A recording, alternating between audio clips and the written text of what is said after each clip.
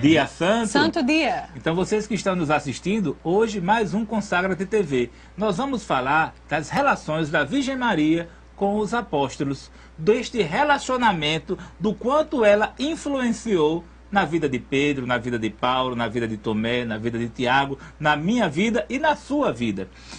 Na Constituição Dogmática Lumen Gentium, no parágrafo 62, nos diz, de fato, depois de elevada ao céu, Nossa Senhora não abandonou essa missão salvadora, mas com a sua multiforme intercessão, continua a alcançar-nos os dons da salvação eterna. Cuida com amor materno dos irmãos de seu Filho, que entre perigos e angústias caminham nessa vida terrena, até chegarem à pátria bem-aventurada. Por isso, a Virgem Maria é invocada na Igreja com o título de advogada, auxiliadora, socorro, medianeira e rainha dos apóstolos. Hoje vamos ver o relacionamento da Virgem Maria com os apóstolos. Então, na Constituição Dogmática Lumen Gentium, no parágrafo 63, nos diz: a Mãe de Deus é o tipo figura da Igreja, na ordem da fé, da caridade e da perfeita união com Cristo, porque ela acreditou, sem a mais leve sombra de dúvida. Não acreditou na serpente antiga, mas sim no anjo, no mensageiro celeste. Então, Mara, você que está aqui conosco, a Virgem Maria, com este amor, cooperou na educação dos apóstolos? Ela influenciou a formação dos apóstolos? Claro que sim, não é assim? Veja só, você sabe o que é educação? Educação é você transmitir para uma outra pessoa conhecimento, transmitir para uma outra pessoa uma sabedoria que vai ser usada ao longo de uma metodologia, ao longo de uma missão. Então a Virgem Maria, que conhecia perfeitamente bem o seu filho, conviveu com ele, tinha a intimidade das partilhas, ela sabia que aqueles homens que estavam convivendo com Jesus, aqueles homens que Jesus levava para sua casa, os seus amigos, eram chamados a ser mais do que apenas conhecidos de Jesus, mas eram os seus discípulos. E a Virgem Maria sabia que aqueles 12 discípulos que andavam com Jesus, que aguardavam Jesus, que faziam como Jesus, o que eles eram chamados a ser apóstolos. Então, Nossa Senhora sabia muito bem qual era a missão de um apóstolo. Então, qual seria a mãe que não iria ajudar a educar alguém a desenvolver uma missão? Veja só.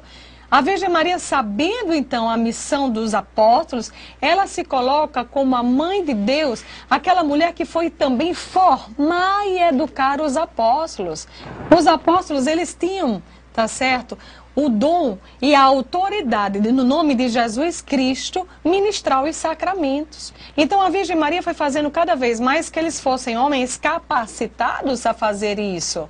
Um apóstolo, ele poderia, em nome de Jesus, ministrar o sacramento do batismo. Então a Virgem Maria tinha que fazer com que esses homens fossem cada vez mais constituídos à imagem e à semelhança do seu filho. Os apóstolos iriam também, não é, levar tantas pessoas ao sacramento da penitência. E eles tinham que ser preparados humanamente para desenvolver essa capacidade em Deus. Então vocês vejam, o que mais caberia aos apóstolos? Expulsar os demônios? Também. E a Virgem Maria sabia dessa missão deles. Será que ela seria omissa e não teria mostrado com seu próprio exemplo, com seu próprio testemunho de vida, como é que se faz para cada vez mais seguir a Deus e expulsar Satanás? Veja, meus amores, ser apóstolo era proclamar o reino de Deus. E a Virgem Maria sabia que eles deviam cada vez mais serem preparados para essa missão. Eles deviam, César, testemunhar a ressurreição. Se você me perguntar se a Virgem Maria foi um dos 12 apóstolos, claro que não. Mas você tem que compreender, meu amor, que a Virgem Maria foi a primeira a ser evangelizada, porque o evangelho se fez nela. E quem é evangelizado se torna o quê? Evangelizador. Então a Virgem Maria, a partir de ter sido a primeira evangelizada, ela também foi a primeira evangelizadora. Por quê? Porque Nossa Senhora transmitia os conhecimentos do seu filho, os ensinamentos do seu filho, a doutrina do seu filho. Então a Virgem Maria, nós podemos dizer que ela não foi um apóstolo, mas ela teve um apostolado. Por que apostolado? Apostolado significa missão, serviço. As atitudes da Virgem Maria eram atitudes apostólicas. Veja só, no testemunho, Nossa Senhora foi ensinando. Quando chega, por exemplo, o momento da anunciação, que o anjo vai até a Virgem Maria, o que é que ela ensina aos apóstolos, de certa forma? Eis aqui a serva do Senhor. Será que os apóstolos não eram chamados da Alcim? E quando eles sabem do testemunho da Virgem Maria, eles se sentem fortalecidos para fazer isso também. Você está compreendendo? A Virgem Maria foi visitar quem? Santa Isabel. O que os apóstolos aprenderam disso? Que o apóstolo devia ter uma vida missionária. Está vendo que, como exemplo da Virgem Maria, eles foram cada vez mais crescendo? Nossa Senhora vai visitar Santa Isabel, Nossa Senhora vai fazer o que? Estar presente naquelas bodas de Caná, onde ela está preocupada com a necessidade de um povo, e os apóstolos não são chamados também a estarem preocupados com as necessidades de um povo? Quantas pessoas, né, a própria situação de ser glorificada como uma mulher bendita, mas ela vai dizer o quê? O Senhor Todo-Poderoso fez em mim maravilhas. Aqueles apóstolos, eles tinham que ser convictos que em nome de Deus eles operavam milagres, mas em nome de Deus. E a Virgem Maria sempre ensinou isso muito bem. Nossa Senhora estava de pé, aos pés das cruzes, não é assim? E o que é que de ensinamento nós podemos tirar disso? Que a cruz, ela mesmo nos trazendo possivelmente dores, nos traz alegria. A Virgem Maria tinha alegria. Então em tudo nós podemos aprender com a Virgem Maria, porque em tudo os apóstolos também aprenderam. Eles estavam em Pentecostes, esperando o Espírito Santo, mas eles aprendiam cada vez mais naqueles momentos da necessidade da oração. Então a Virgem Maria contribuiu sim muito com os apóstolos. Se formos perguntar, ou vocês tiverem assim a dúvida, será que Nossa Senhora escreveu algum evangelho? Não. Mas ela foi fonte de inspiração para que os evangelistas escrevessem sobre as passagens que a gente pode encontrar. Então, Nossa Senhora, ela esteve sempre presente, Nossa Senhora sempre colocou cada vez mais que os escolhidos do seu filho fossem cada vez mais capacitados. Cada vez mais ela foi dando sentido aos apóstolos do que era ser educado para exercer esse ministério, ser apóstolo do Senhor Jesus. Mas deixa eu lhe fazer agora uma pergunta. Você me fez uma, então nada melhor do que fazer uma outra para você também. São Pedro, ele tem um temperamento muito firme, muito forte, muito sanguíneo. A personalidade dele, não era, ele era desinibido, mas às vezes ele era interesseiro, às vezes ele era até falante, impulsivo. E aí, César, a Virgem Maria pode ter tido ou exercido influência sobre São Pedro? A Pedro, tu és pedra. Sob esta pedra edificarei a minha igreja. A igreja foi instituída sob Pedro. Mas a Virgem Maria muito influenciou na vida de Pedro. Afinal de contas, o papel da Virgem Maria era um papel ativo, um papel extremamente atuante, tanto formativo quanto de cuidar, de zelar, de unir. No livro Consagra-te, As Portas do Inferno Não Prevalecerão, nós fizemos um pouco de revisão sobre a vida de Pedro. E Pedro, com esse seu temperamento sanguíneo, ele que nasceu em Betsaida e residia em Cafarnaum, na Galileia, ele era casado, ele possuía filhos, era pescador, foi o primeiro líder da igreja, escreveu epístolas. Pedro realmente era um homem muito interessante como personalidade. Ele chamava atenção por onde ele passava. Era característico dele passar de um extremo a outro. Ele é do negativo para o positivo, do positivo para o negativo. Seus defeitos, os defeitos de Pedro, eram visíveis a todos. Era desinibido, era interesseiro, egoísta, falante, intempestivo. Falava coisas sem pensar, meu Deus. Um homem deste parecia que tinha uma cabeça sem governo. Mas essas intempestividades de Pedro trazia até algumas complicações, motivos que muitas vezes Jesus o repreendeu. Este homem precisava também ainda ser moldado.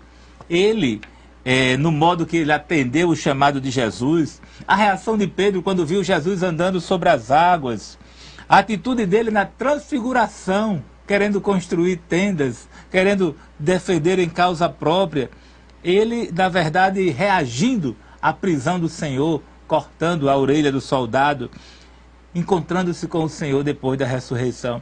Vocês imaginem que um homem desse, ele precisava ser cuidado, nutrido, zelado. Nossa Senhora estava no meio deles. Quantas vezes esse homem que tanto negou, que tanto pecou, ele se lembrava que Jesus dizia que devemos perdoar 70 vezes 7. Com certeza a Virgem Maria deve ter consolado Pedro. Deve ter sido para Pedro um referencial daquela que conhecia a misericórdia do Pai. E com certeza a Virgem Maria influenciando Pedro. No coração de Pedro, ele deve ter imaginado, se o Senhor diz que é para perdoar 70 vezes 7, o Senhor também me perdoará. E isso fez com que Pedro não baixasse a cabeça. Certamente, esse apoio da Virgem Maria para Pedro e para os apóstolos daquele tempo fez diferença na sua história. Afinal de contas, alguns diziam que Pedro tinha uma barca furada, uma rede rasgada, uma sogra doente, uma esposa que ninguém viu e os filhos que ninguém compreende. Mas Pedro foi um homem que teve grande influência na igreja. Ele permitiu que Deus o fortalecesse nas suas fraquezas. De negador, ele passou a ser açoitado severamente, enfrentou tudo para defender o nome de Jesus. Uma coragem, agora sim, como a coragem de Maria, que de pé aos pés da cruz enfrentou tudo até as últimas consequências.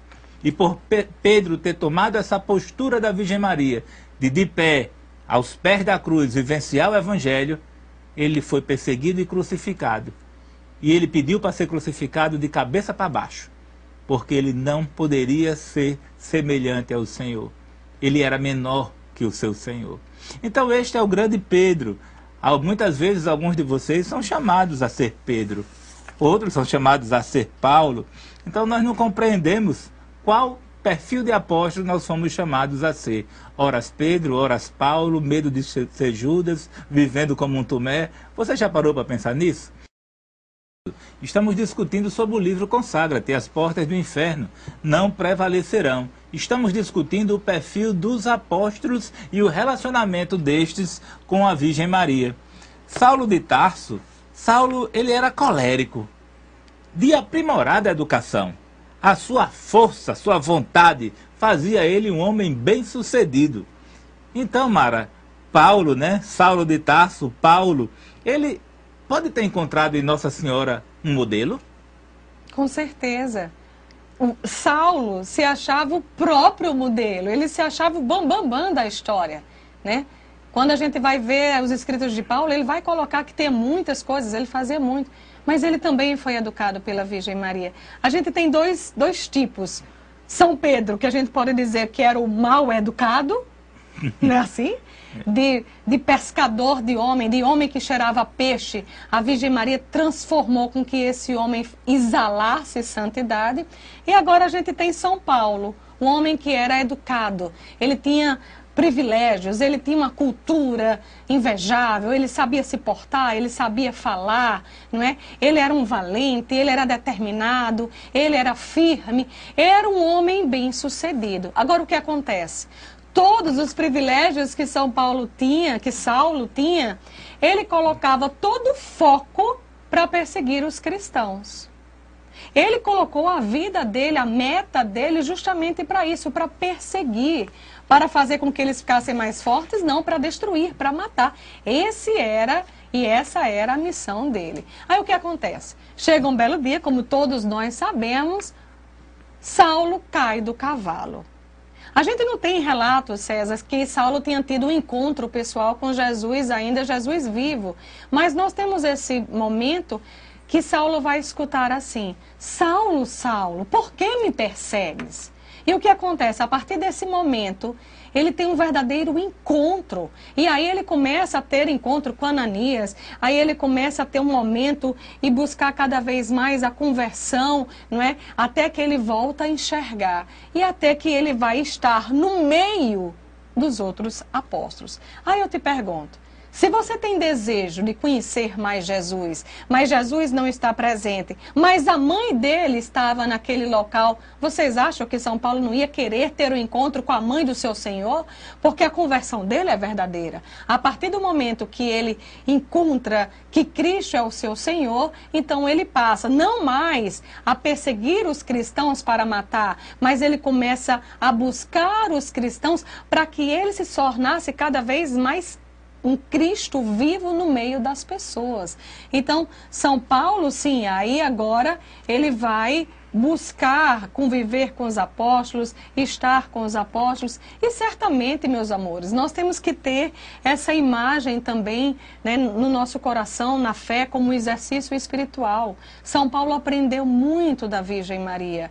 Por que que a gente pode falar isso? Ele escreve algumas citações, alguns livros, que ele não tinha como escrever, lógico, tem um sopro do Espírito Santo, é verdadeiro, mas ele vai colocar situações em Gálatas, em outros livros, que ele não vivenciou. E quem passou aquelas informações para ele? Quem é que sabia tão bem como é que se deu a vida de Jesus, a vida da Virgem Maria? Certamente a Virgem Maria teve belas tardes de convivência com São Paulo. Para quê? Para que pudesse cada vez mais mostrar. Veja, São Paulo foi tomando cada vez mais característica, semelhança de Jesus Cristo. Quem é que pode ter transmitido a ele essa semelhança, senão a própria mãe do seu Senhor, do seu Salvador?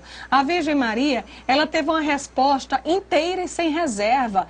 Paulo também. Quando ele é chamado à conversão, ele se entrega radicalmente.